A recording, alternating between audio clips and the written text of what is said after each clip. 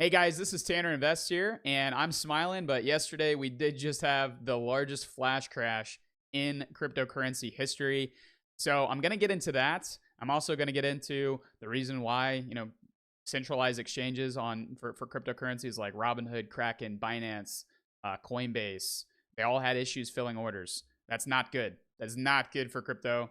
That's not good. It doesn't feel good when I'm sitting there on the buy screen seeing, XRP at $1.50 or Solana at $1.74, and I can't click the buy button.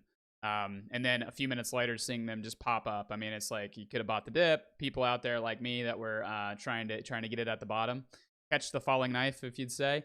But I'm going to get into that, and then I'm going to get into kind of what I'm going to do moving forward regarding this crash over the next week, maybe my thoughts on everything going on.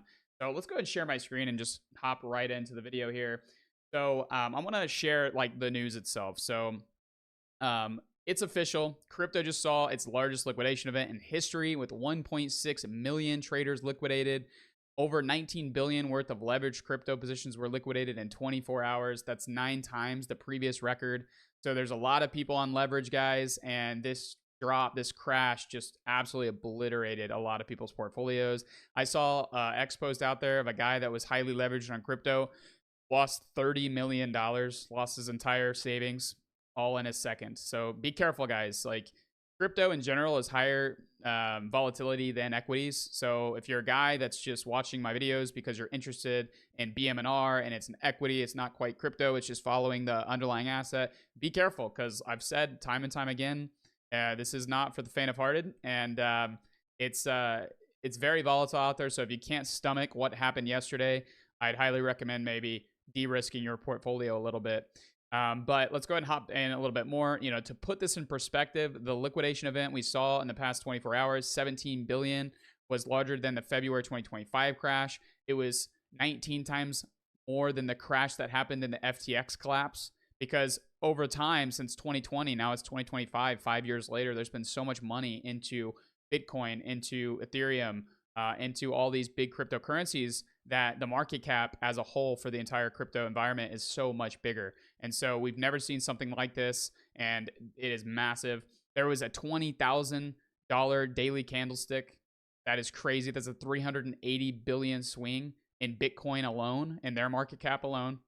And so we need to kind of understand. I'll stop, just following along on this post here. But basically, it happened because Trump tweeted, and we all know what does that sound like? It sounds like something that happened back in April, right? And in hindsight, if you had bought in April after that happened, are you pretty happy with where you are? Yeah, I bought a ton of that dip. That's actually when I bought Robinhood at $35 a share. Now we're seeing Robinhood 150.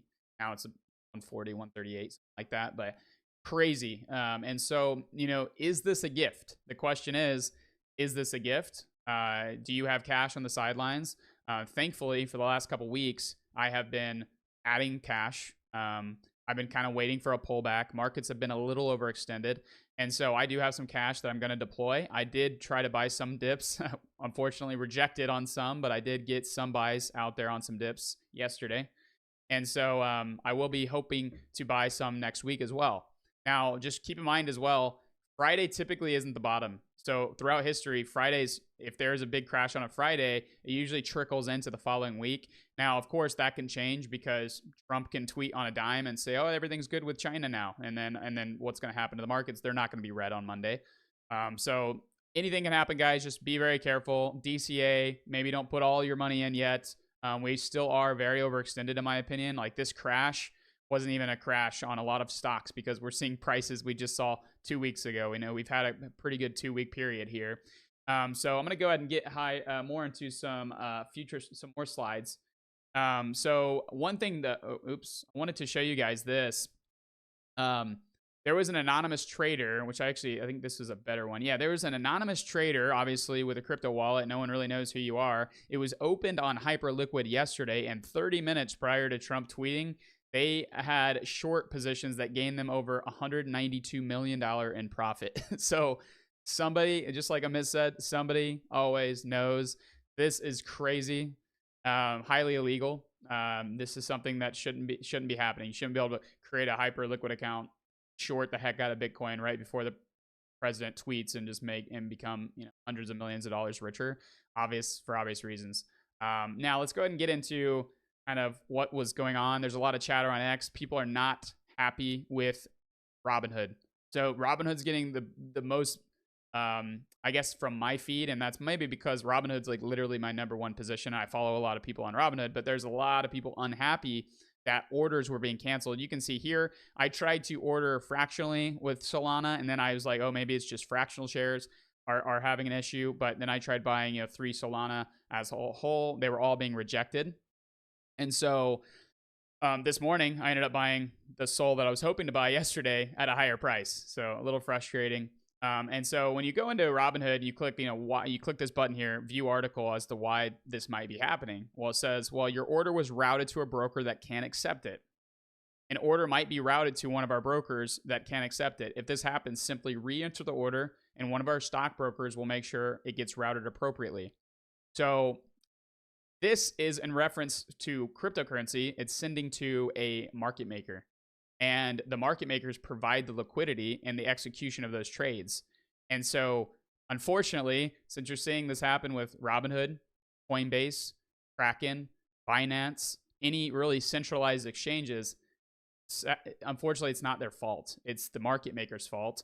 And we'll get into that in a second. But it's happening across the board. They're likely using the same market makers, and the market makers were the ones not being able to fulfill trades and provide that liquidity. So the other reasons are your limit order might be too aggressive. No, that's not the case. Your incorrectly place a stop order. No. The stock executes a split. No. And then the margin call risk. No. This was clearly due to the market makers not being able to provide that execution, and it's very frustrating. But as we see here, it wasn't just happening to me. There's XRP. I actually tried buying XRP too, and I don't even have a audit trail of the XRP trade even being sent. This was me putting money in my account. This is like a hood call option. We have Bitmine, Webull, Duolingo. There was nothing in here even about XRP, but my Solana orders you can see here that were being rejected. But I also was trying to buy XRP as well, and it might have been on the mobile app, so maybe it's showing there. I tried both on mobile and on the browser. Didn't work on either. But you can see here, Binance and Coinbase reported degraded performance as well due to heavy market activity. We see here as well, Kraken. There's people with screenshots of their orders being rejected as well. So, it is very frustrating, guys, because that shouldn't happen. Like, man, if you want to buy something or sell something on an exchange, it should be able to fill. That's pretty worrisome. But here are the 2 market makers that are the 2 biggest, I believe, that Robinhood is using. This is just doing my research through using ChatGPT to pull through their 10Qs, 10Ks, everything, all their SEC filings. And we found some information on B2C2, a market maker here providing 24/7 liquidity across market conditions. Wintermute as well, harnessing chaos in digital asset markets. We can say I didn't think they did a great job yesterday at harnessing the chaos, but everybody wants to come after someone's head. Unfortunately, there's not much we can do about it, guys. It happened. There was so much volatility, so much chaos. They couldn't quite harness all of the chaos, guys. So, but I just think the narrative on blaming Robinhood, blaming other brokerage, to be honest, it's not their fault. They're not the ones executing the trades. They're just a face to the trades being executed and are allowing you to do it. But that's part of the issue with using centralized exchanges. If you don't want to, you can always go decentralize and trade directly through your wallet. But a lot of people aren't doing that. It's a lot more difficult. So let's go ahead and hop into the MNAV update. MNAV update, surprisingly, all of the MNAVs are basically in line with what, where they were. So we can see BMNR crashed down to about $48. Ethereum itself is now at $39.87. Well, at the time of Ricky, probably the market closed at 4 p.m. yesterday, but we saw it drop a lot further than that. It went down to 3,400, 3,500, and has rebounded up since. Now it's trading about 3,800. But BMNR is trading, actually at the same MNAV, even a little like slightly under. where they were. So nothing crazy. SBET did fall significantly. They traded about 5 points, 5 basis points lower. And then you have BTBT actually wasn't doing bad at all. And I think part of that is because if you watched my Bit Digital video, they own a bunch of white fiber. And white fiber was up tremendously. Even after Trump tweeted the 2 times, it was still up like 7 or 8%. Until the market had that flash crash. And I think then it went into the red or even slightly in the green still. So data center plays were doing very well yesterday among the chaos, which was kind of wild to me because you would think like high risk assets, those are the ones getting hit, right? So that's the reason why I think cryptocurrency, when Trump tweets, cryptocurrency got hit because they're very high risk assets. And so a lot of people they de-risk. And so that's why you see that happening. But we got to take a look at the thesis, guys. Does Trump tweeting about, and specifically, if you haven't heard about the tweets yet, is regard to China. China sent letters to a bunch of foreign nations talking about their rare metals, and so they're going to have more trade exports on trade export controls on those rare metals. And so Trump came out and said, no, you're not going to do that. And if you do, we're going to impose 100% tariffs November 1st. So it's kind of like the April, trade war scare happening again here. Because if rare metals are taken away, I mean, China is the biggest supplier of those rare metals, and those are in a lot of things. They're in a lot of things related to AI. A lot of people talk about like magnets and stuff like that as well. They're in so many different things out there. So very important to have those rare metals. But I'm not the biggest expert on that, and I'm not going to friggin' act like I am either. So, yeah, guys, so that's the MNAV update. But the question is does it change the thesis? No. I don't think a bank like, for example, SoFi was down significantly. I don't think a bank like SoFi is going to get affected by that very much. I don't think the digital transformation for Ethereum and all the bull cases, if you want, you can go watch the video I came out with on Monday about the 40 reasons why I think Bitcoin or Ethereum will be going up over time. So appreciate you guys tuning in. That's basically it for me. I did want to actually say one more thing. Tom Lee and BMNR have bought the dip. They actually bought 104.2 million already. So there's already some dip buying by BMNR and from myself as well. So, but that being said, guys, this is not financial advice. I could see this going further down. This could be like a full market pullback. We are kind of due for one, but also we've seen these small dips get bought up very quickly, and then we've seen the bull run continue. So I don't know what's going to happen, what I'm going to do with my money. I'm just going to keep DCAing, buy some. I bought some Friday, I bought some Thursday, I bought some Wednesday, and I'm going to probably buy some Monday and Tuesday as well. So that's the goal here, just to put a little in each day. To make sure I'm not going all in at the wrong time, right?